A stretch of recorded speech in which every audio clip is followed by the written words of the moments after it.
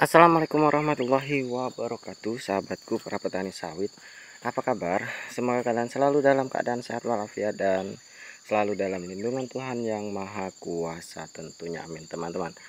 Pada video kali ini saya akan berbicara atau sharing mengenai masalah songgo teman-teman. Jadi kita sebagai petani sawit terkadang dihadapkan dengan teori-teori yang membuat kita ini lumayan sedikit bingung. Kita yang petani awam dihadapkan dengan situasi di mana ada yang mengatakan harus menjaga songgo, ada juga harus buang pelepah, buang apa namanya panen sekaligus turun buah turun pelepah. Nah, mana sih yang benar dan harus kita terapkan di kebun kita?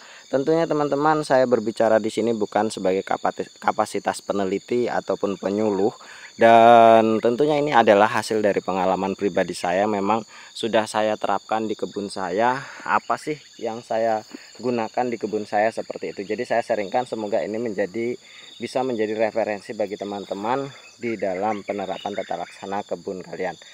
Nah teman-teman, ini saya songgo 2 ya. Ada songgo 2, ada songgo 3 karena saya kemarin manen sendiri, jadi untuk membuang pelepah yang bagian bawahnya itu juga lumayan kurang mampu karena tenaga yang kurang bertenaga lah, kira-kira seperti itu. Jadi teman-teman, sebenarnya menjaga songgo itu bukan istilah yang harus kita bakukan seperti itu kira-kira, karena kita itu bukan disuruh untuk menjaga songgo teman-teman, tapi kita disuruh untuk menjaga jumlah pelepah produktif itu. Jadi seperti ini, dalam teorinya kelapa sawit itu bisa melakukan fotosintesis secara baik ketika memang jumlah pelepahnya itu cukup, yaitu sekitar 48 hingga 62 pelepah. Nah untuk itu untuk usia dewasa, dan untuk usia yang TBM itu ya 58 ke atas. Jadi teman-teman, ketika memang sawit kita ini memiliki jumlah pelepah yang cukup banyak, ya kita bisa saja melakukan overpruning atau turun pelepah, turun buah, turun pelepah seperti itu. Karena apa? Memang jumlah pelepahnya lumayan cukup banyak. Hal itu dikarenakan karena apa? Disebabkan oleh karena apa? Karena memang yang pertama adalah penggunaan benih yang baik, sehingga memang pertumbuhan dari kelapa sawit kita itu memang benar-benar baik. Yang kedua, karena memang pemupukan yang kita lakukan itu lumayan cukup baik, sehingga jumlah pelepah yang tumbuh itu lebih banyak ketimbang ketika memang tidak melakukan pemupukan. Maka dari itu ada teori yang mengatakan bahwa menjaga songgo itu tidak penting, yang penting dilakukan pemupukan. Nah, ini adalah hal yang benar teman-teman. Yang penting kita melakukan pemupukan. Namun dengan catatan memang kondisi batang kita ini memang benar-benar kondisi batang yang baik teman-teman. Seperti ini, misalkan pemupukan yang saya lakukan lumayan cukup baik. Ini saya tidak melakukan songgo pun tidak mengapa teman-teman, karena memang pertumbuhan di atasnya itu lumayan cukup baik. Namun ada juga contoh sawit mana ya? Contoh sawit seperti ini yang memang laju pertumbuhannya itu kurang maksimal. Karena saya menggunakan benih abal-abal teman-teman ya, maaf saja karena kalau memang penampakan sawitnya kurang baik, inilah bisa dicontoh dari benih abal-abal ya seperti ini. Jadi ya saya sering ceritakan bahwa gunakanlah benih yang baik, gunakanlah benih yang baik. Ketika menemukan pohon dengan jumlah pelepah yang lumayan bisa menjaga fotosintesis, kita melakukan overpruning tidak masalah ketika memang jumlah pelepahnya itu mencukupi. Dan tentunya hal ini juga dipengaruhi oleh beberapa faktor mengapa bisa pelepahnya itu banyak, dan tentunya faktor kondisi lingkungan itu juga mempengaruhi teman-teman. Ketika memang tanah kita subur, tanah kita bagus dengan humus yang baik, itu tentu pertumbuhan sawitnya akan lebih baik. Kemudian perawatan yang kita lakukan, sekali lagi masalah pemupukan itu baik, juga akan mempengaruhi jumlah pelepah yang ada. Maka dari itu teman-teman, mau melakukan songgo ataupun tidak songgo, kalian harus melihat dulu kondisi yang ada di lahan kita. Kebun sawit kita ini memang bagus atau tidak pertumbuhannya. Kalau kita tidak pernah melakukan pemupukan, kita tidak pernah melakukan perawatan yang baik, kemudian sawit kita kurus-kurus, benihnya jelek, bahkan seperti ini teman-teman. Ketika kita menggunakan benih yang buruk, biasanya antara buah yang lama dengan buah yang baru itu lumayan cukup lumayan cukup jauh. Nah, kita ambil contoh yang seperti ini teman-teman.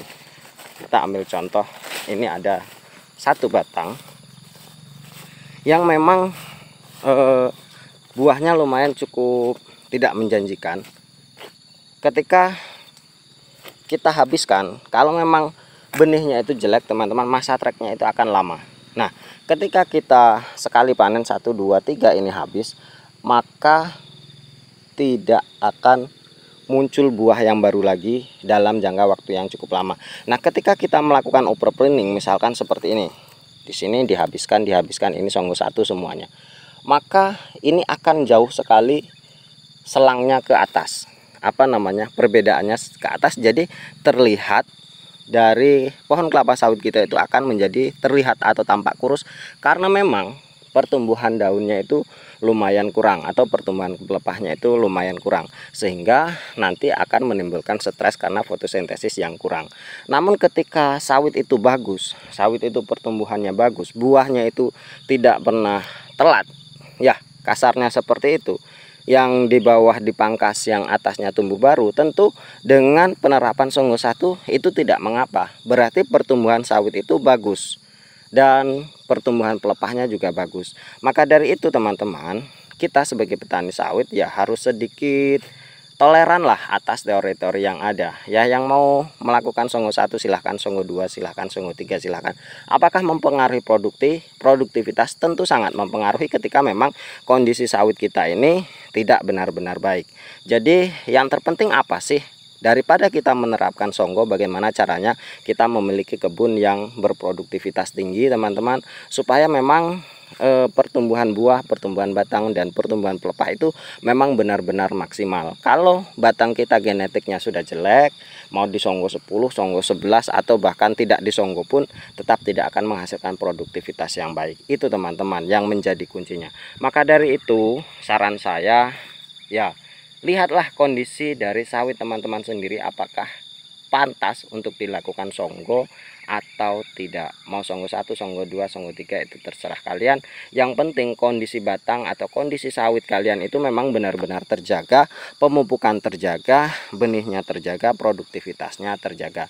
Ketika memang sawit kalian ini tumbuh subur, produktivitasnya bagus, ya songgo 1 itu tidak masalah, dan itu akan tetap baik-baik saja untuk produksi kelapa sawit kalian, karena memang kondisi batangnya itu memang benar-benar terjaga. Itu kuncinya. Mungkin hanya ini teman-teman, semoga bermanfaat. Terima kasih atas perhatiannya. Wassalamualaikum warahmatullahi wabarakatuh.